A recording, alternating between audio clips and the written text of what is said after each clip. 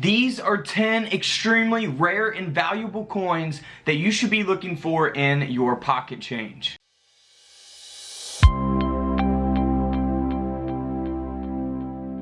Hey guys, welcome back to Couch Collectibles. I'm Justin, you guys are the Couch Crew, and if you're not already a part of the Couch Crew, make sure you guys click that bell and notify you when I go live or when I upload a video. So we will be live streaming tonight, 8:30 p.m. East Coast time, Eastern Standard Time, so make sure you guys have that bell clicked and will notify you when I go live. We are coin roll hunting half dollars again for some silver coins, error coins. All those coins are added to packages as mystery coins on couchcollectibles.com/shop. So if you guys want the coins that we actually find, we add those into the packages purchased on that link. It will be in the description of this video, so let's just hop into it and check out these rare coins that are worth money. Alright, so starting off a little small here, this is a 1994 Jefferson Nickel that only weighs 2.14 grams. So all you guys gotta do is get you a cheap little coin scale to weigh your coins, and you would definitely be able to find different types of errors. This coin here sold for over $800.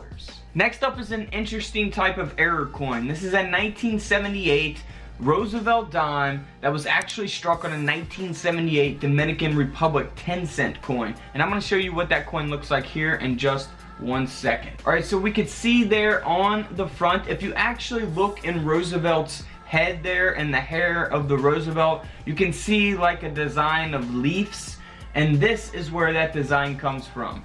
On the left side of this coin, you see those leaves, you see the shield in the middle, and you can clearly see that on the front, the obverse of the Roosevelt dime as well. And that's why this dime here sold for over $4,000.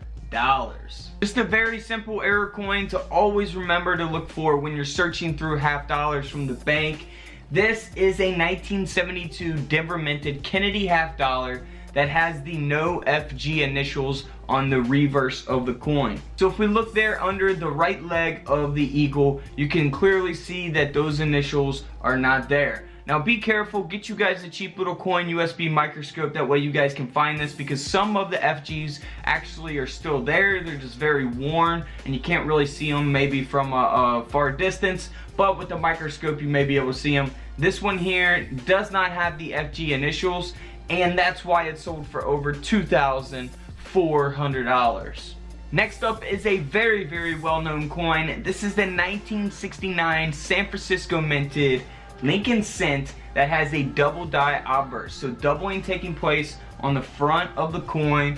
You can see that in all the lettering as well as the date there on the front of this Lincoln cent, and that's why this penny here sold for a whopping $126,000. Next up is a very interesting error as well. We've covered this in a previous video. This is a 1960 Denver minted Lincoln cent that has a large date over the small date. So if we take a look at this image, you can see the difference between a small date and a large date, most noticeably on the 6. And on the large date, it's a lot more thinner. The small date is a little thicker, but you can definitely tell the difference there on the 6, and the inside of the 0 is much more wider on the large date as opposed to the small date. Now if we zoom in here, you can really see it on the 6 of the date that the large date was over the small date. And that's why this penny sold for over $4,000.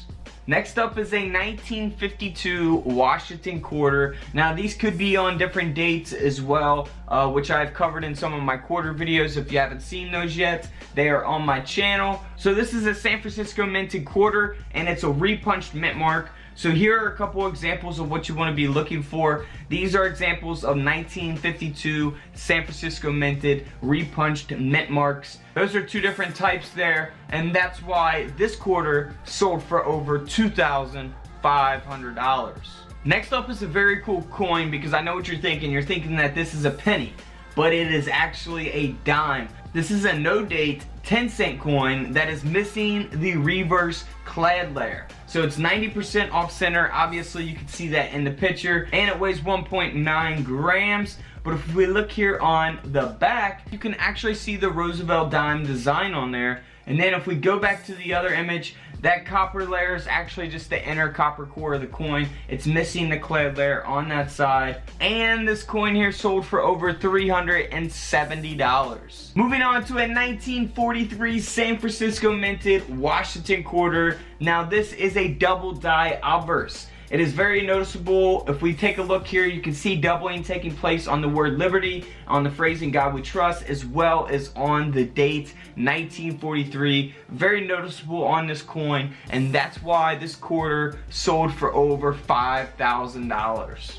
Moving on to a coin that you may think is damaged if you come across it. This is actually a 1999 Philadelphia minted Jefferson Nickel that has a blockage error on it. You can see that error taking place in the image displayed on the front and on the reverse of the coin, and that's why this nickel sold for over $180. Next up is a 2000 Philadelphia minted Wounded Eagle gold dollar. Alright, so this dollar coin here has what's called the Wounded Eagle. If we zoom in there to like the stomach of the eagle there, you can see that error taking place. It almost looks like there's a spear going through the eagle. I know these coins are very common to find. You can get them from banks all the time in rolls. Definitely something easy to look for. May not even need a USB microscope for that. But this dollar coin here sold for over $5,000. If you want to watch my other coin videos, I have collectible videos as well. Be sure to go press that bell. Will notify you when I go live or when I upload a video. Go check out my channel. I got tons of videos on there. If you want to just watch quarter videos or penny videos, go to my playlist page and you guys will be able to do that. So until the live stream tonight at 8:30 p.m. East Coast time, this is Couch Collectibles and this is where I disappear.